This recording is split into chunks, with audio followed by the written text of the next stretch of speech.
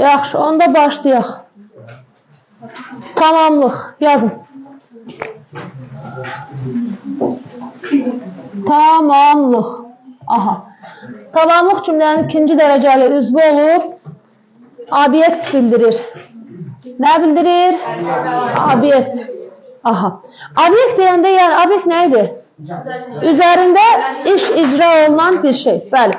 Bu obyekt dediğimiz yani insan da olabilir, bitki de olabilir, heyvan da olabilir, eşya da olabilir, her şey olabilir. Obyekt. Her şeyin üzerinde iş icra etme olur. Tamamlıq obyekt bildirir. Yazdık. Tamamlığın gəlin, ifadə vasitələrinə baxaq. Bir də suallarına. Suallarını bilmək şərtdir. Suallarına baxaq ki, biz cümlədə sual verib onu tapa bilək. Tamamlığın sualları. İsmin hallarını gəlin bir gözümüzün qabağına gətirək. 6 halı var idi. Düzüldürmü? İsmin adlı halının sualı nəyin sualı idi? Kim? Nə? Hara? Mübtədan sualı. Ona görə adlı halının işimiz yoxdur. Qoyduq qırağa. O mübtədandır. Keçdik yəli hala. Yəli hal. Biz yəli halı keçəndə belə demişdik. Demişdik yəli halın sualı morfoloji sual kimi mövcuddur. Yəni, belə bir nitq səsi sualı var. İsmi yəli hal. Kimin, nəyin, haranın. Amma demişdik, belə bir sintaktik sual yoxdur. Bu nə deməkdir? Yəni, yəli halın sualı heç bir cümləzin sualı deyil. Niyə? Özündən sonra mənsubiyyət gəlir. Doğrudur. Mənsubiyyət ona imkan vermir. Mənsubiyyətsiz yəli hal özü təhcənə hansı cümlə əzvi ola bilərdi? Xəbər ola bilir, şəxs şəxsi qəbul edərsə. Bir də təyin, əla.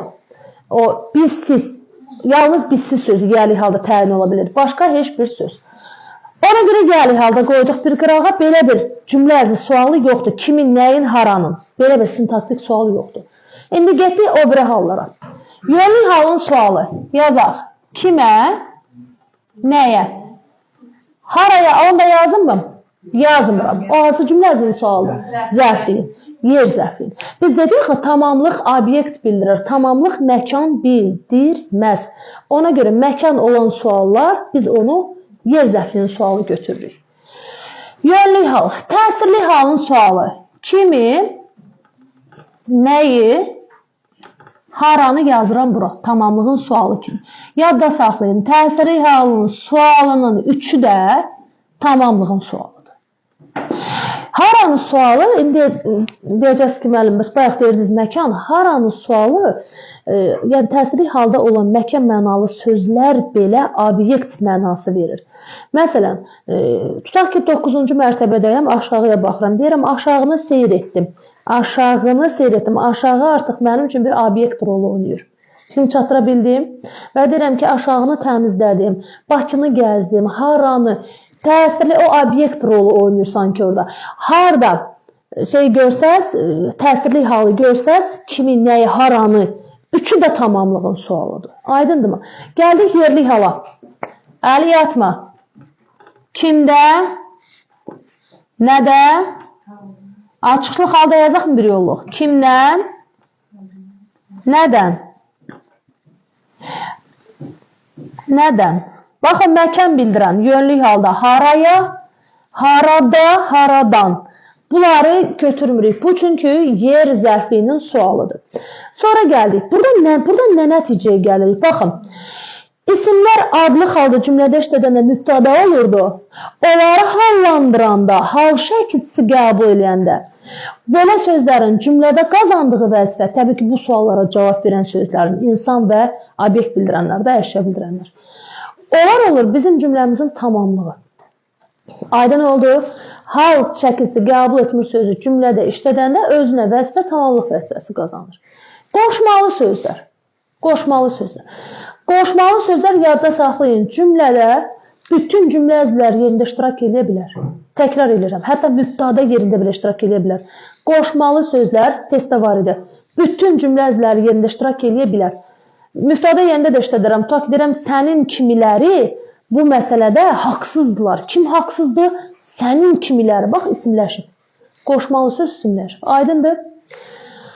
Ona görə qoşmalı sözlər. İndi sualları. Kim ilə? Bax, ilə qoşmadır. Qoşmalı sözlər cümlədə tamamlıq vəzifəsi qazana bilər. Qazana bilər. Bəli, nə ilə? Birgəlik vasitə bildirir. Kim üçün? Kim üçün? Nə üçün sualı biraz təhlükəli sualdır. Çünki bu sual həm də zərfliyin sualıdır, həm tamamlığın sualıdır, qısa yazıram, həm də zərflik. İndi necə seçək deyərik. Sonra o qoşmalı sözlər nə haqqında, nə barəsində. Məsələn, tutaq ki, deyirəm ki, uşaqlar, vətən haqqında inşa yazın. Nə haqqında inşa yazın? Vətən haqqında. Bu mənim cümləmin nə idi? Vətən haqqında oldu tamamlığı. Deyirəm ki, misal üçün, məsələn, deyirəm ki, film izləməyə nişanlım ilə getdim. Kim ilə getdim? Nişanlım ilə getdim. Oldu mənim nə? Cümləmin tamamlığı. Evim üçün əşyalar aldım. Nə üçün? Evim üçün. Evim üçün mebellər aldım. Nə üçün? Evim üçün. Baxın, tamamlığın sualıdır. İndi nə üçün sualı? Nədən bilim ki, zərfliyin sualıdır, nədən bilim ki, tamamlığın sualıdır. Zərflik kimi bu iki məna verir, iki çaları verir. Ya səbəb, ya da məqsəd. Bu iki mənanın olmadığı qoşmalı söz, üçün qoşmalı söz, demək ki, tamamlıqdır. Məsələn, 3 nümunə deyin, fərqə özünüz baxın. Misal üçün deyirəm ki, xəstə olduğu üçün bugün hazırlığa gəlmədi. Səbəb anlayış var. Fikir verirsinizmi? Gəlməyinin səbəbi. İndi deyirəm ki, xəstələnməmək üçün sağlam qidalanır. Aha, məqsəd anlayış. Məqsədi nədir sağlam qidalanmaqda? Xəstələnməsin, məqsədi budur. Bu oldu mənim məqsəd. İndi bayaq dediyim cümlədə deyirəm, evim üçün qəşəng mebellər aldım. Burada səbəb mi var, məqsəd mi var? Nə səbəbdən alıram o mebelləri? Məqsədim nədir onu almaqda? Belə bir şey burada güdülmür. Sadəcə evim üçün aldım, evimə mebellər aldım. Hətta yönlük halını da əvəz eləyə bilərəm. Evimə mebellər aldım. Bu tamamlıqdır. Aydın oldu. Sonra gəldik nəyə? Bu oldu bizim tamamlığımızın sualları. Demək, buradan nə nəticəyə gəldik? Hal şəkilsi qəbul etmiş sözlər, hallanmış sözlər, qoşmalı sözlər, cümlədə özünə tamamlıq vəzifəsi qazanır. Aydın oldu? Tamamlığın ifadə vasitələri və quruluşca növü. Bunu mən mübtədanı xəbəri keçəndə də, təyini keçəndə də dedim, amma baxdım testdə yenə tərəddüd elədiniz. Bunu dönə-dönə deyirəm, yenə də deyirəm. Dinləmirsiniz sadəcə. Söz birləşmələri, cümlə əzvləri quruluşca ikicə yerə bölünür. Sadə, mürəkkəb, düzəltmə, cümlə əzvi yoxdur. Söz quruluşca 3 cür olur, sadə, düzəltmə, mürəkkəb. Cümlə əzvləri quruluşca 2 cürdür, sadə, mürəkkəb. Həmin şeyi tamamlığa da tətbiq edirik. Sözlə ifadə olunmuş tamamlıq sadə tamamlıqdır. Söz birləşməsilə ifadə olunmuş tamamlıq quruluşca mürəkkəb tamamlıqdır. Yəni, burada çətin bir şey yoxdur. İndi gəlin tamamlığın suallarını bildik, ifadə vasitələrinə keçək. Eynən mübtədanın ifadə vasitələri. Keçmişdik mübtəda. Həmin mübtədanın ifadə vasitələri adlı halda olanda mübtəda olur, hallananda tamamlı olur. Gəlin bir yadımıza salaq. İsim və ismi birləşməli. İsmi birləşmələr. Yetər ki, hallansın və ya qoşma ilə işlənsin. Birləşmələr. Sonra, ismin xüsusiyyəti daha nədə var idi? Məstərdə, əla. Məstər və ya, belə nə yazım? Məstər tərkibi. Məstər tərkibi. Sonra, başqa ismi əvəz edən nələr? Əvəzliklər. Əvəzliklər.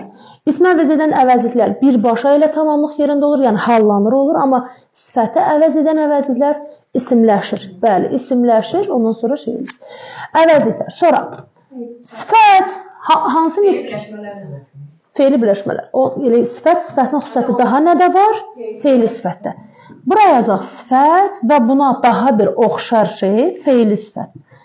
Fe'li sifət.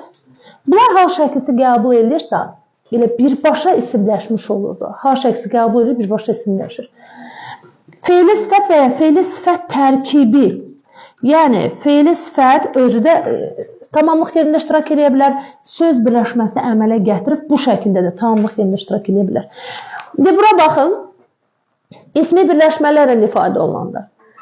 Məstər tərkibi, yəni fe'li birləşmə. Fe'li sifət tərkibi, yəni fe'li birləşmə. Bunlarla ifadə olanda biz deyirik quruluşca mürəkkəb tamamlıq. Bunlarla ifadə olunanda sifətdir, əvəzlidir, feili sifətdir, tərkibi demirəm, feili sifətdir. Bax, sizdən çox bununla çaşdırırlar testdə. Biri var şərtində qoyur ki, hansı cümlədə tamamlıq feili sifətlə ifadə olunur. Sən bir dənə sözü axtar, sözü, nitq səsi kimi. Biri var soruşur feili sifət tərkibi ilə. Tərkibi deyirsə artıq söz birləşməsi formasına götür. Yəni tamamlığın söz birləşməsi formasında olsun feili sifət. Sonra nə ola bilər? Zərflə ola bilərmi? Ola bilər. Zərflə, məsələn deyirəm ki, bu məsələ haqqında yuxarılara məlumat verildi. Kimə məlumat verildi? Yuxarılara. Fakt yuxarı zərfdir, isimləşir. Bəs desəm ki, zaldakıları alqışladılar. Mənim tamamlığım nə ilə ifadə olunur? İsimləşmiş sifətlə. Daki, dəki. Nə qədər isimləşsə də yenə sifətdir. Birincilərə fəxri fərman verdilər. Nə ilə ifadə olunur? Sayla. Sayı da yazaq bura. Sayla.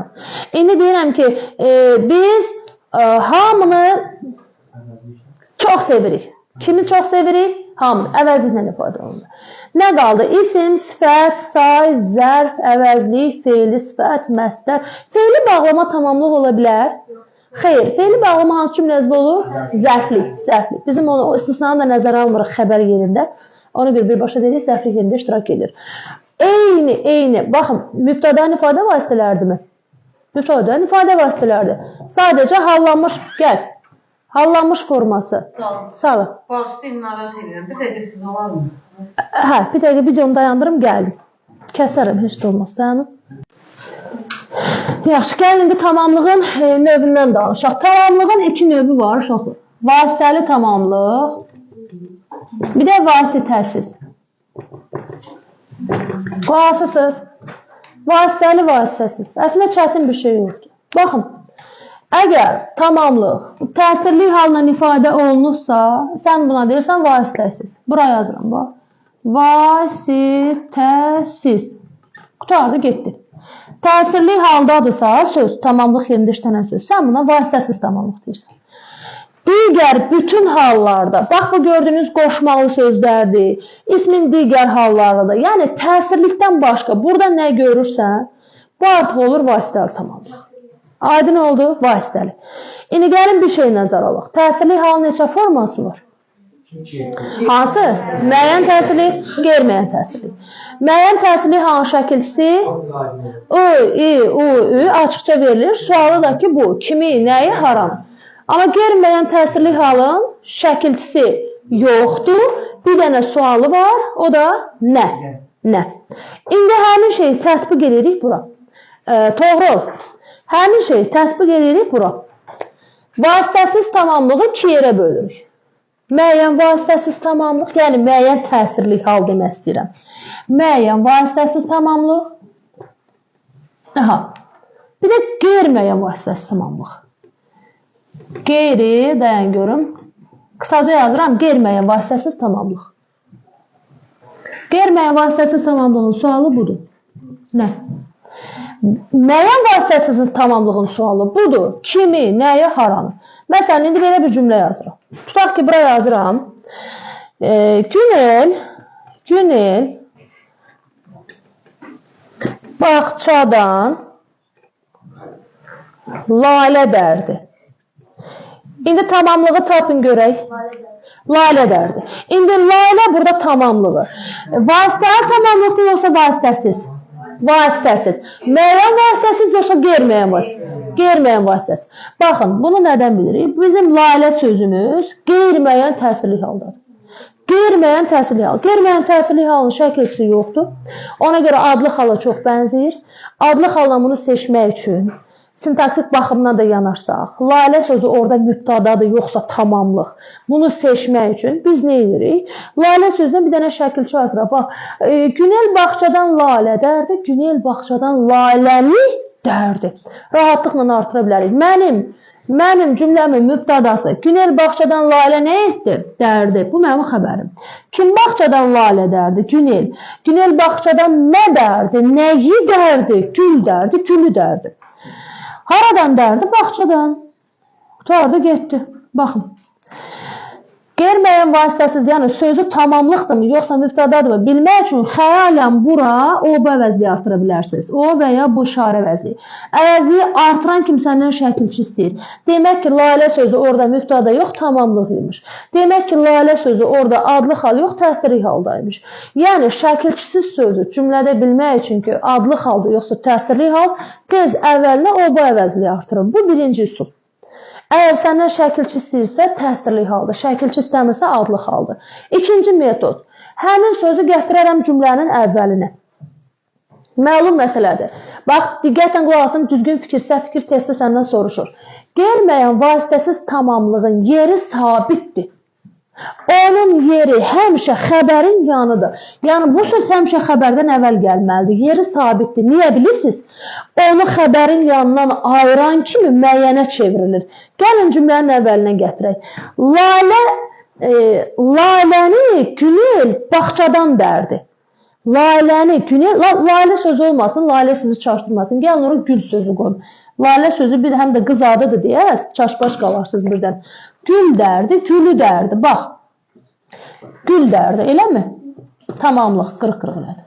İndi gül sözünü bura gətirsən, gül, Günel bağçadan dərdi olmaz. Deyirəm, gülü, Günel bağçadan dərdi. Fikir verdinizmi? Qeyri-müəyyən vasitəsiz tamamlıq xəbərin yanından ayrı cümlənin əvvəlinə gətirəndə mübtədadan qabağa salandır. Müəyyən təsirli hala çevrilir. Fikrim çatıra bildimi? Belə rahatlıqla tapa bilərsəniz ki, o orada tamamlıqdır, yoxsa mübtəda. Belə də seçə bilərsiniz. Xəyalən şəkilçi də artırmaq olur, rahatlıqla artırmaq olur. İndi tam sakit Əliyə sual verim. Əli, belə bir cümlə deyim, de görüm orada neft sözü hansı haldadır? Neft sözü hansı cümlə əzimdir? Deyirəm ki, Azərbaycandan Rusiyaya neft daşınır. Burada neft hansı haldadır? Hansı cümlə əzvidir? İsm hansı haldadır və hansı cümlə əzvidir? Azərbaycanda Rusiyaya neft daşınır. Tam sakit, buyur.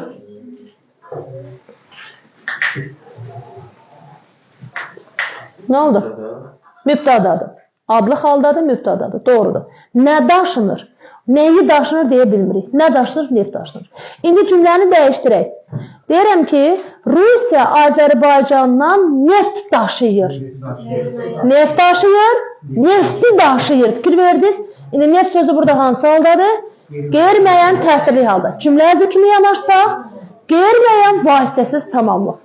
Təsirli haldadır deyə vasitəsiz tamamlıq deyirəm, şəkilçisi yoxdur deyə qeyri-müəyyən vasitəsiz tamamlıq. Aydındır? Yaxşı, başqa bir cümlə deyirəm. Deyin görüm tamamlıq orada vasitəlidir yoxsa vasitəsiz. Yaxşı mı? Məsələn, deyirəm ki, bağçadakı güllərə su verdim.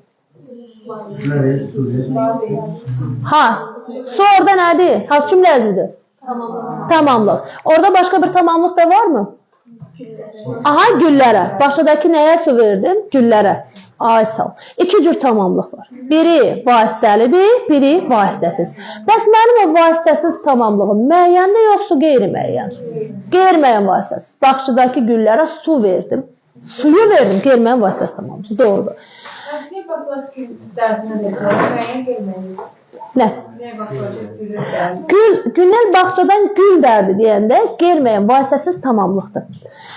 Əgər buraya ü artırsam, olar müəyyən vasitəsiz tamamlıq. Müəyyən vasitəsiz tamamlıq. Yaxşı, sizcə tamamlıq ismi xəbərlə əlaqəyə girir, yoxsa feili xəbərlə? Hər ikisindən də əlaqəyə girir, amma əsasən çox vaxt, yəni adətən feili xəbərlə əlaqəyə girir. Feili xəbər.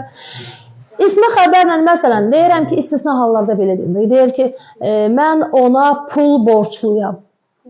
Mən ona borçluyam, pul borçluyam. İndi gəlin buradakı xəbərlərə baxaq. Deyirəm ki, tamamlıqlara. Mən ona pul borçluyam. Aha. Burada iki tamamlıq var elə. Kimə? Ona, bir də pul borçluyam, pulu borçluyam. Ona tamamlığı necə tamamlıqdır? Vasitəli yoxsa vasitəsiz? Vasitəli tamamlıqdır. Çünki yönlük haldadır.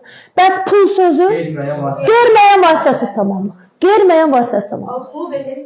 Bəli, bax, borçluyam ismi xəbərdir, hərəkət deyil, deyilmi? Baxın. İsmi xəbərlə qeyri-müəyyən vasitəsi tamamlıq istisna hallarda ismi xəbərlə əlaqəyə girə bilər, amma çox vaxt adətən o fe'li xəbərlə əlaqəyə girir. Aydın oldu və dedik yeri sabitdir. Yeri xəbərdən əvvəl. Bir də bir sual verim sizə, o əvvəlki mövzumuza geri qayıdaq. İsmin təsirli hal hansı cümlə əzvi olmur? Ola bilmir. Yəni xəbər ola bilərmi? Belə deyim, və o sualı belə qoyum. Mən sualı səhv qoydum. Təsirli hal xəbər ola bilərmi? Sualı belə qoyum. Xəbər ola bilərmi? Şəxs qəbul edə bilərmi? Xeyr. İsmin 6 halından bircə təsirli hal xəbər olmur. Qalan hamısı ola bilər. Təsirli halın işi yalnız və yalnız tamamlıqdır. Aydın oldu. Məsələn, o biri hallar, digər hallar təsirli haldan başqa hamısı xəbər ola bilər. Hamısı. Zərfli də olurlar, xəbər də olurlar, görürsünüz mübtəda da, amma bircə şeydən başqa. Testlə başlayaq mı? Sual olan var? Başa düşmədiniz bir şey var? Onda testlə başlayaq.